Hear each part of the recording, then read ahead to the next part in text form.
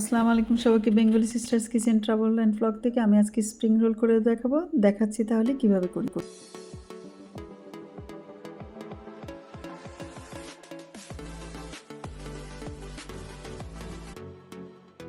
প্যানে তেল দিয়ে তেলটা একটু গরম হলে দিয়ে দিলাম পেঁয়াজ কুচি আর সাথে দিয়ে দিলাম কাঁচামরিচ কুচি।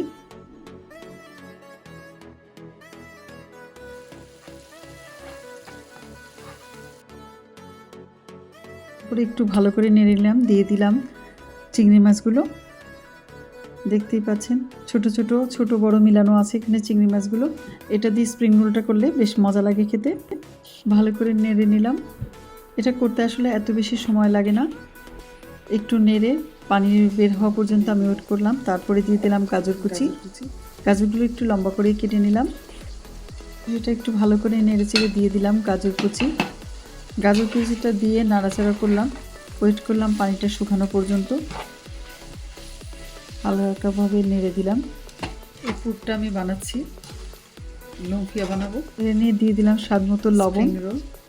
তারপর আরেকটু নাড়াচাড়া দিয়ে দিচ্ছি এর মধ্যে এটা তেল বের হয়ে গেল। পাতাকপি কুচিটা দিয়ে তারপরে একটু নাড়লাম।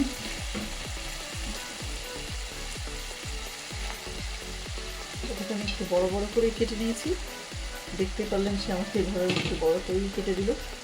আমার কাছে ছিল ঘরের চাইনিজ পাতাকপি, এটা ইউজ করলাম আমি। তো আপনারা চাইলে এটা দেশি পাতাকপি দিয়ে ব্যবহার করতে পারেন, তাহলে আরও ঝরঝরা হয়। এটা দিয়ে বেশি পানি বের হয়ে যায়, কিন্তু আমার কাছে অন্যটা ছিল না, তাই দিলাম আমি এটাই।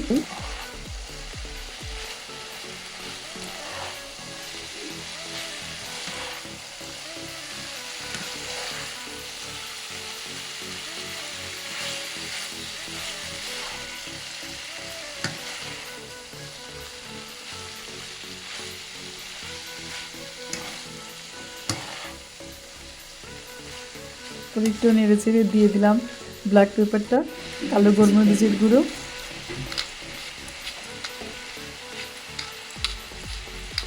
পরপরই দিয়ে দিলাম ধনেপাতা কুচি করা, সেগুলো আমি দিয়ে দিলাম।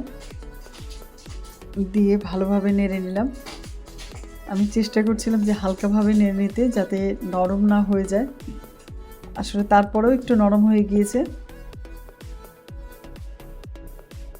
আমি ওয়েট করলাম তেলটা বের হওয়া পর্যন্ত, পানিটা শুকানো পর্যন্ত। পানিটা শুকিয়ে তেলটা বের হলো। তারপর আমি চুলা বন্ধ করে এটা সাইডে রেখে দিলাম ঠান্ডা হওয়ার জন্য। রোলগুলো বানাতে এটা ঠান্ডার দরকার ছিল। তারপরে নিলাম স্প্রিং রোলের শিট, ওটাকে বের করে রাখা হয়েছিল আগে। তো ওটার মধ্যে দিয়ে কোনাকুনিভাবে দিয়ে দিলাম। দিয়ে তারপর আস্তে আস্তে দেখেন কিভাবে পেঁচিয়ে নিচ্ছি। প্রথমে মাঝখানটা দিয়ে তারপরে দুই সাইড থেকে ঘুরিয়ে নিয়ে আসলেই ইজিভাবে হয়ে যায়। এখানে ডিম অথবা আটা দিয়ে আঠা বানিয়ে নেয়, সেটা ইউজ করে। কিন্তু কিছু না ইউজ করে শুধু নর্মাল পানি দিয়ে করলে এই শীটটা কোনো অসুবিধা হয় না, খুলেও যায় না। সবসময় এইভাবে করি, দেখতেই পাচ্ছেন আপনারা আমি পানি দিয়ে করছি।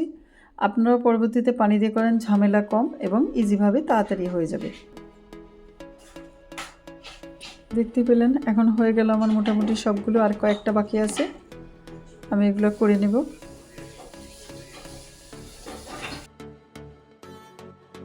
আপনাদের সুবিধার্থের জন্য আমি আবারও দেখাচ্ছি কিভাবে শীটটা নিলাম,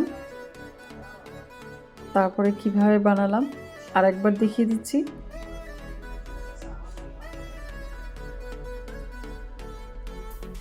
আপনারা চাইলে শীটটাকে আধা করে কেটেও করতে পারেন, তাহলে ছোট ছোট হবে। ছোট আবার আমার এত পছন্দ হয় না, এই জন্য আমি একটু বড় করেই বানিয়ে নিলাম।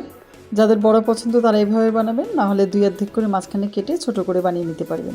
দেখতে পেলেন সহজেই বানানো হয়ে গেল। আজকে তাহলে এই পর্যন্তই। আল্লাহ হাফেজ। হয়ে গেল আমার স্প্রিং রোলগুলি। এখন এগুলোকে আমি ডিপ ফ্রিজে রেখে দেবো।